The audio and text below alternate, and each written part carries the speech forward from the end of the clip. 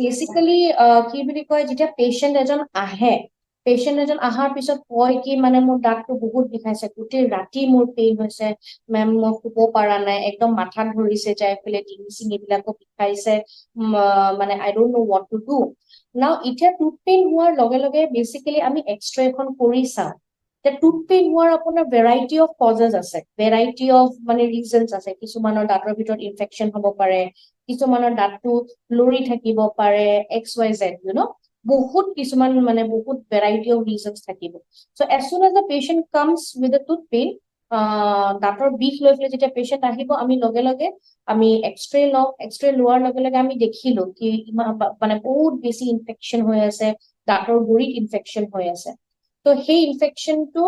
উলিয়াবৰ কাৰণে যোনখিনি আমি প্ৰিকশ্যনাৰী মেজাৰ্ছ আমি ল'ব লাগে সেই মেজাৰ্ছ খিনি আমি ল'ম ট্ৰিটমেন্ট গাইডলাইনছ ট্ৰিটমেন্ট প্ল্যান আমি কৰিম and accordingly কেনেকে কি কৰিব লাগে মানে according to the x-ray যোনখিনি আমি দেখা পালো we will recommend like what is good for the patient what to do next after the tooth pain symptoms basically আপোনাৰ দাঁত বিষালে আপোনাৰ কেনেকুৱা you know like একদম শুব নোৱাৰিব ধৰক দাঁতৰ বিষতে শুব নোৱাৰিব দাঁতটো কি যদি ইনফেকশ্যন থাকে দাঁতৰ গুৰিত মানে আপোনাৰ swelling হৈ যাব ফুলি যাব আমাৰ অসমীয়াত মানে এটা word এটা আছে টেমুনা উঠিছে বুলি কয় it be like an abscess formation from the outside মানে বাহিৰৰ পৰা এনেকে ফুলি গৈছে মানে you know like a গুটি টাইপ থাকে এটাৰ ওপৰত তো হেনেকুৱা এটা symptoms আহিব টাচ কৰিব নোৱাৰিব পেশেন্টে পানী খালেও বিষ হ'ব কি বুলি কয় ভাত খাব নোৱাৰিব you know আৰু the tooth যোনটো হয় মানে পেইনটো চাৰিওপিনে মানে স্প্ৰেড হ'ব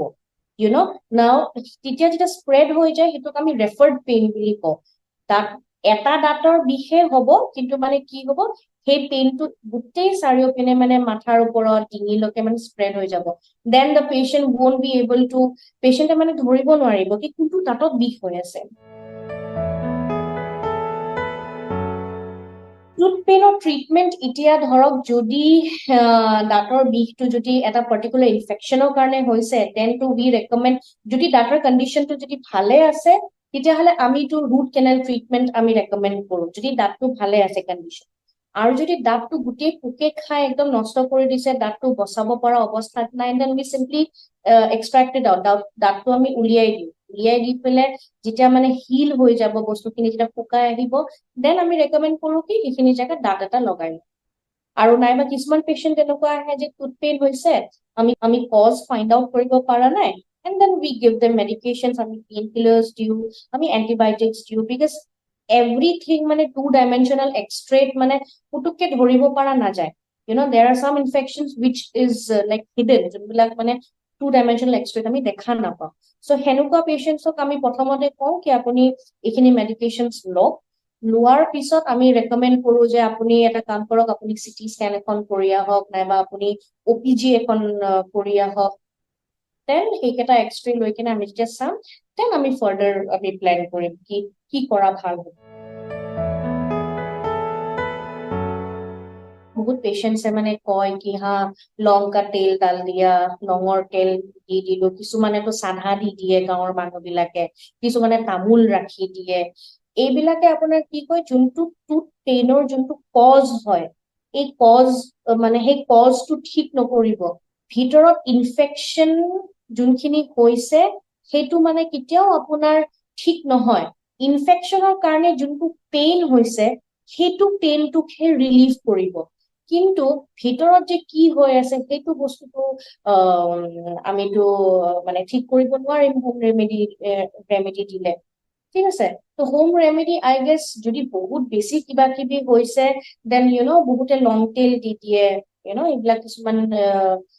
হোম হেৰি মানে ইউজ কৰে বাট মানে ইমান ফাইদা নাই বিকজ এবাৰ পেইনটো ঠিক আছে থামি যাব এইবিলাক দিয়াৰ পিছত বাট again like it will come আকৌ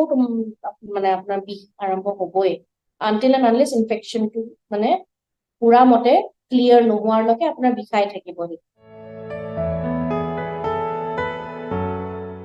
maintaining a proper hygiene